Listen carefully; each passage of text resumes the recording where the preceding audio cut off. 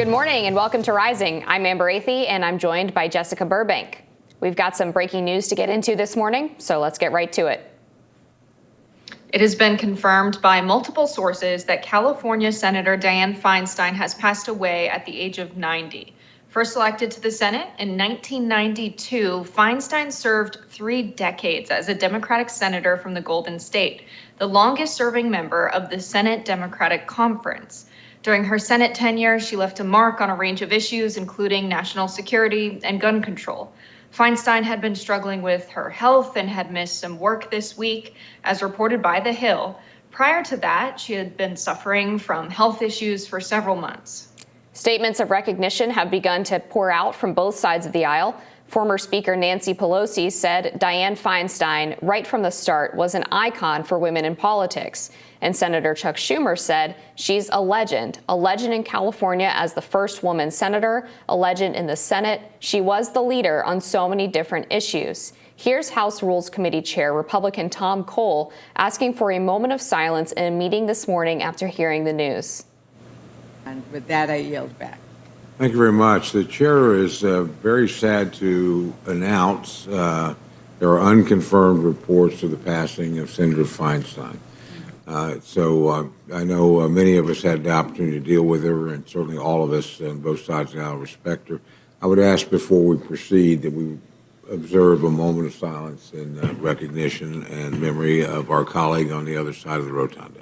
As Punchbowl News notes, Feinstein's death will set off a scramble in California as Democratic Governor Gavin Newsom is expected to appoint a caretaker for her seat to serve through the 2024 election. So lots of shakeups in the Democratic caucus. We have the drama with Menendez, and now Feinstein's seat entirely open. Her death is something that, we don't know what the cause of it was. Unfortunately, we all know what the cause of it was. She was 90 years old and serving in the Senate. She already had her daughter serving with power of attorney. And I think this whole situation would have been a bit better if she stepped down before things got to this point. I think a lot of members of the U.S. Congress would agree with that. They saw her in meetings not be fully present. Unfortunately, we have a lot of members serving in public office experiencing cognitive decline.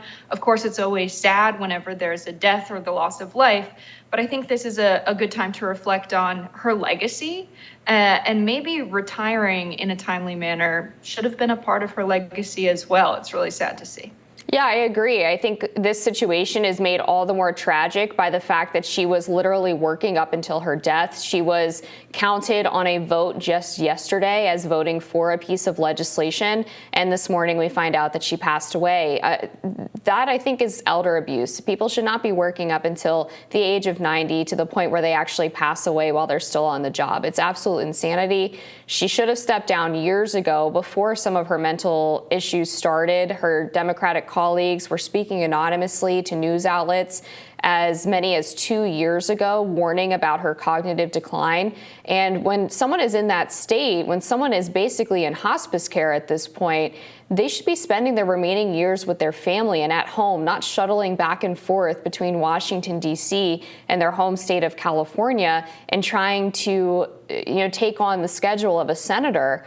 So this situation, I agree, is made all the more sad by the way that she was treated in her final years. And you can only place so much blame on Senator Feinstein herself because she, again, had these cognitive deficiencies. She needed the people around her to be able to take her out of this situation and take care of her. And instead, they just had this death grip on power. She was hospitalized with shingles earlier this year. She was out of the Senate for several months.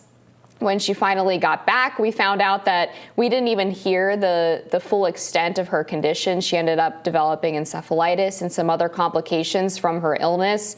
And there was that infamous clip that we ran on this show where she was confused about what was going on when she returned to the Senate, and then was confused when she was sitting down in a vote and thought that she was supposed to give a speech, and her staffers had to tell her to vote yay on the legislation.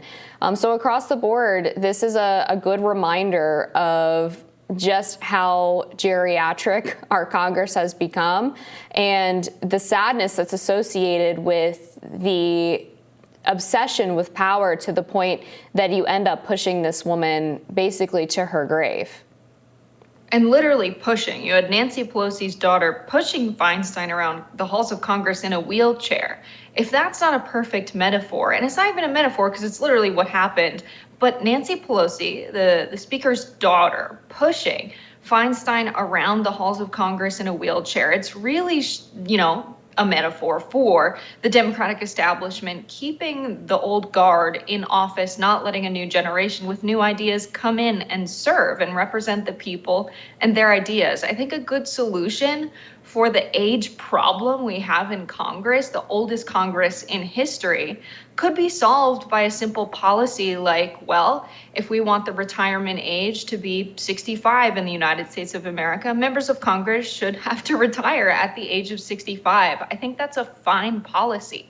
We have members of the Republican caucus wanting to raise the retirement age to 69. That's a really tough age to keep working if you're doing physical labor. And I think members of Congress might have a skewed perspective as to what it means to work into your elder years, because it's not a physically taxing job to serve as a member of Congress. Sure, you have to stay up late, you have to sit in meetings, but imagine a coal miner, imagine a carpenter. That's a really tough age to retire. So I think, when we consider the retirement age that Congress is going to hopefully not change, but is considering raising to 69, that's really concerning. But I think members of Congress should retire at whatever that age is, where Medicare kicks in and where Social Security benefits kick in.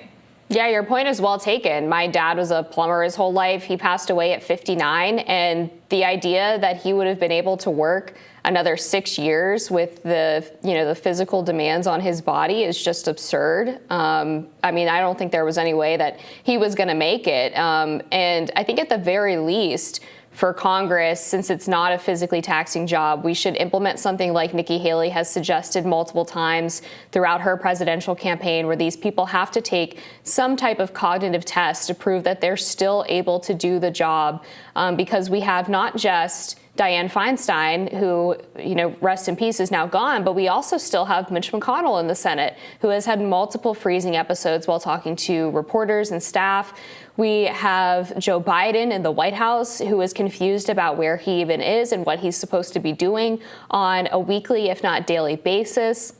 John Fetterman, who requires significant aids just to do the basics and spent several weeks in the hospital suffering from severe depression. The people around them need to say that you need to step aside and take care of yourself. But barring that, there needs to be some kind of regulation or limit on when people are able to serve Americans if they're not cognitively able to do so. I think we have to look at what comes next here too as well, because Governor Gavin Newsom of California is going to be able to choose Dianne Feinstein's replacement. The short list seems to be made up of a few different people, including Adam Schiff, who was Speaker Nancy Pelosi's pick, Congresswoman Barbara Lee, who I believe is the top choice for Gavin Newsom because he's committed to appointing a black woman. And then Katie Porter was already running for election once Feinstein planned to retire. Some people have suggested that Gavin Newsom should also appoint Kamala, and then he should take over as VP. So any number of scenarios. I've even seen Meghan Markle's name floated out there. It seems to me like the most likely scenario is Barbara Lee, but I don't know. I wanted to get your take on this, Jess, because I don't really understand the commitment to appointing just a black woman. It's like identity politics.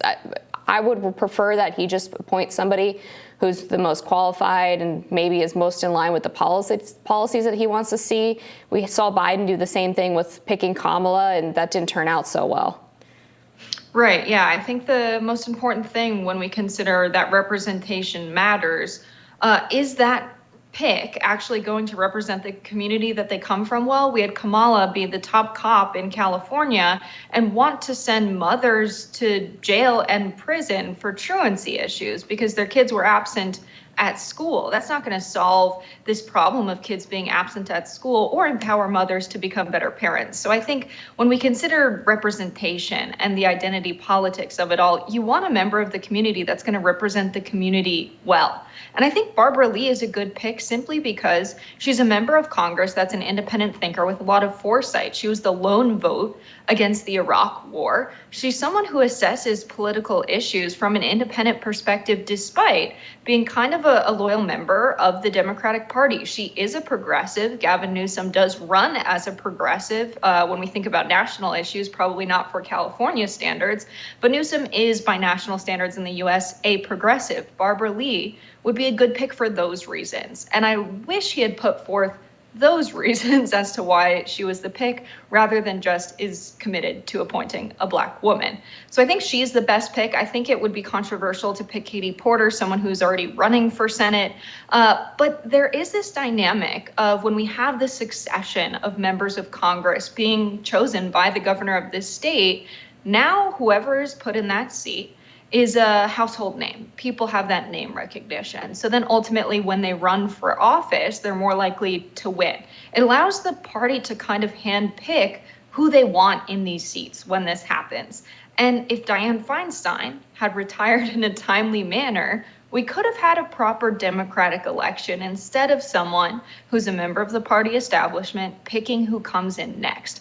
And so that's why I'm super critical of the process as a whole. I think Barbara Lee would be a great pick, but I don't think we're going to get that lucky.